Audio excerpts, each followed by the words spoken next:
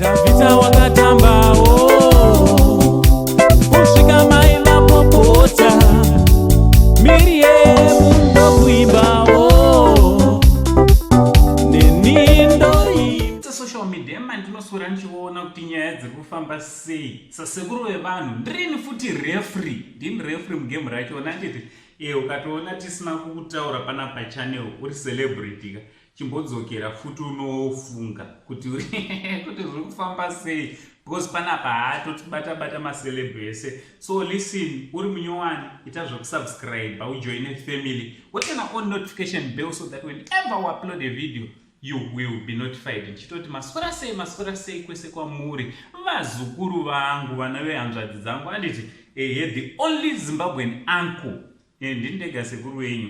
Right, tipinde munyaya yenu. Nyaya tinayo mastreets esocial media ndeinoyi. Anditi right, tikanatsoenda paside munatsozvionera. Revainz akanyorawo zvaakanyorawo, akataurawo zvoni I love the art industry with all my heart, but I gotta get this degree. I love computer science too. Obva akanda chitupa chake chepa MSU. Anditi akanda chitupa chake chepa MSU chine zita rake chairo. Zita rake achinziwo chiripo wako Melus. Izvo zvakanyorwa panapa. So zvaanonzi chiripo wako Melus abva asekwa naMiss Red. Miss Red akabva ati saka zita rekuti Ray harisi zita rako chero iwe ndiwe Melus.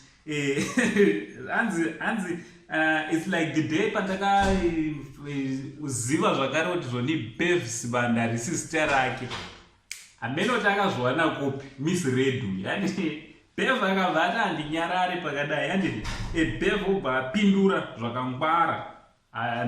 Ini ndimuchataura kuti zvakangwara here kana kuti hazvina. Bev abva akanda chitupa chake, ndo proof kuti inini rangu zita nderino here, ndinonzi Sibanda Beverly Junior. Wati zvainonzi Sibanda Beverly Junior ndo kuti Bev Sibanda kwachona. Handiti obva ataurawo mashoko ake ndo ari pazasawo. Pabva ataurawo zvoni Miss Red zvikumbo zvinenge chimwana chenzou.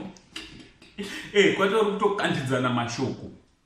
Ameno haisi hondo here yatangwa pakati pevatatu ava. Haisi hondo here yatotangwa pakati paBev Sibanda, paMiss Red naRavinz. Anditi so ngataura nemacomments kuti munofungei nemastreets esocial media nenyaya dzinongokandwa nenyaya tinayo nhasi. Iye Miss Red wachona haristori rake futi zita muziva harisi rake, nderemastreets esocial media.